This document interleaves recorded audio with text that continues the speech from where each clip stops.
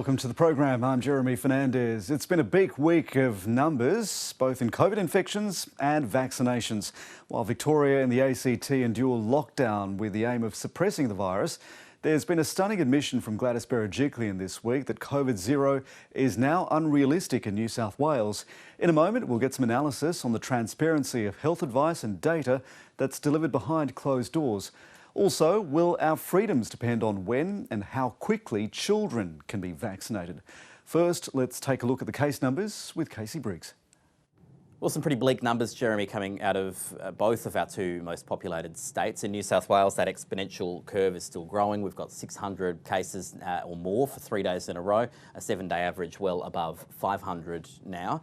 And this spike, although cases are growing across the entire state, the spike has really been contained in large part to the LGAs, the 12 LGAs of most concern. And what we're seeing there is case numbers growing in Canterbury, Bankstown, some really sharp growth in Blacktown, and Cumberland LGA now has the most cases per day on average of any council in New South Wales. And these councils and the other ones in those LGAs are concerned. That's where these new rules are focused: curfews, limits to outdoor exercise and other rules. The one that may end up making significant individual difference, more than some of these other ones, could actually end up being the one requiring authorised workers, essential workers who need to leave these areas, must now either have a first dose of a vaccine by the 30th of August or engage in rapid antigen testing at work. So this is a measure directly targeting transmission in the workplace, whereas most of the other ones we've seen today on Friday don't.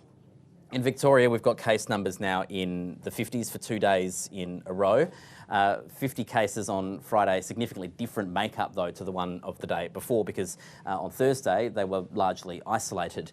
On Friday they're not, and we're seeing new clusters emerging. A big one at a multicultural youth centre where the first onset of symptoms may well have been right back at the 11th of August, and a lot of cases where the source is just still not known. So that's why Victorian authorities are so worried about this getting away from them in Melbourne in particular, but also now in regional Victoria, in Shepparton. A really critical time for Victoria. A lot of work needs to be done, and as the Premier has said, they are virtually at a tipping point right now. And the ACT, the other biggest outbreak that we're seeing in Australia at the moment, Jeremy, well, case numbers are kind of steadily coming down at the moment. Definitely not out of the woods yet. There's still a ways to go with this outbreak. But you know, of the three that we're seeing, this one is the most under control at the moment. And we hope it stays that way. We hope we don't see more cases popping up that are complete mysteries, because we're not seeing many of them, at least in the last couple of days. So with stubbornly high numbers and grim signs of more to come, restrictions are being tightened in New South Wales. As Casey mentioned, new measures are being put in place in 12 local government areas in Sydney's west and southwest, including a curfew, exercise limit, and face masks will now be mandatory outside. Doing everything we can, we've thrown everything at this, and now it's time to bunker down, and I can't stress that enough. So will these latest measures have an impact? Professor Julie Leask is with us. She's a social scientist and expert in vaccination and public health at Sydney University's School of Nursing. Professor Leask, welcome back to The Vaccine. The evidence on curfews is mixed, so will they make a difference? Oh, Jeremy, I think it really remains to be seen. I think if they were, it would be quite minimal. And by their own admission, the Chief Health Officer and the Premier have just said the evidence for curfews is quote unquote mixed. If there is evidence, it's going to be where they've used curfews in conjunction with a whole lot of other strategies. And look, you know, COVID doesn't recognise nighttime as a time that it's more likely to transmit. So I think that's more about enabling the police to do their job than really has direct public health infection transmission evidence behind it. It's also the case, isn't it, that a lot of the transmission also taking place is in essential workplaces which are not captured by the curfew. Yes, look, that's what it seems to be happening, that workers in essential workplaces are catching it there, bringing it home to larger households where it's extremely difficult to prevent other people getting it. And by the time you know you've got COVID, you've probably transmitted it to a lot of the other members of the household anyway. So it's just a function of Delta, how transmissible it is, how difficult it is to control once it's out and about in the community. And it says to me that we need to get vaccination rates as high as possible, because all that we're throwing at it now is not enough to see that curve being suppressed. How much transparency are we getting? Are you, as a medical professional and analyst, satisfied with the quality and clarity of the information coming from decision makers? I think they're doing their best. What we're seeing each day at the 11 a.m. press conferences is a statement of what is happening, what new rules are in place. I think the Premier is reasonably honest with us about when something is just making it easier for the police rather than necessarily justified through public health evidence, like with the example of this curfew. So I think that's good.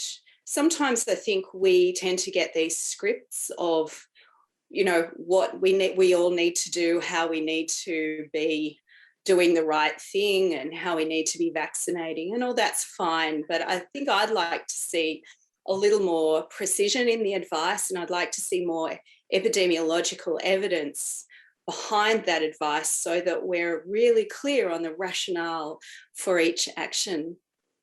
A lot of people in Western and southwestern Sydney have told us they feel singled out and they're being treated unfairly.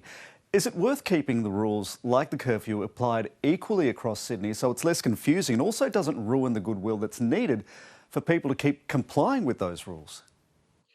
I think in Western Sydney, it's in southwestern Sydney. So here, you know, as I said, where I am in Darug country, it is a severe lockdown, but I think the majority of people here are prepared to accept that if it means that we can get control of COVID again.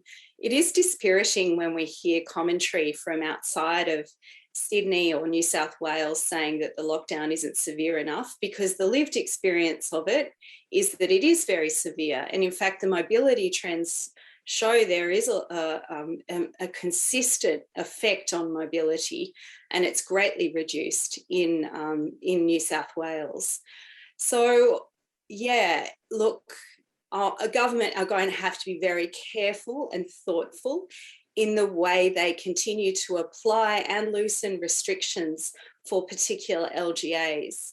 We don't want to see an unfair application and inequities there, but we also accept that we need to do what is necessary we don't want to send virus to other communities. So yes, we can accept what's needed, but we also want to see those sorts of rules applied fairly where they're needed in other parts of Sydney and New South Wales as well. So I think in general, the balance is reasonable, but they'll have to keep scrutinising that because there is sensitivity around this in this region. There's some good news as well. There have been some strong vaccination figures this week. Can that momentum be kept up all the way to 80%? And I know you favour 95%. Oh, yeah, wouldn't it be great? Look, we do see vaccination rates start to plateau once you get to around 70%. The strategies that you need to reach the first 60 or 70% are slightly different to the strategies you're needing to reach the other people, because they're going to be people who are more hesitant or more poorly reached by existing services. So yes, we'll see a plateauing, but I think in this outbreak circumstance, we've got a lot of inducement. We've got talk about reduction of those lockdown restrictions for the vaccinated. That will incentivise some people. And we've also got more Pfizer coming for the Astra hesitant, and we'll be able to just wholeheartedly promote all people of all ages from 16 and up to get vaccinated. And then, of course, importantly, the children who are between 12 and 15 who are already recommended to have a Pfizer vaccine. So, yeah, we're going to be doing well, I think, and we'll see this exciting time where we see more and more people vaccinated, but then we'll start to need other strategies to reach people. Julie Leask, good to have you with us. Thank you. You're welcome, Jeremy. Well, within days, the vaccination rollout will hit another new milestone. Everyone aged between 16 and 39 will become eligible for a shot. The ABC's medical reporter Sophie Scott joins us now. Sophie, we know Delta is affecting younger people. That's a significant development. But what about 12 to 15-year-olds?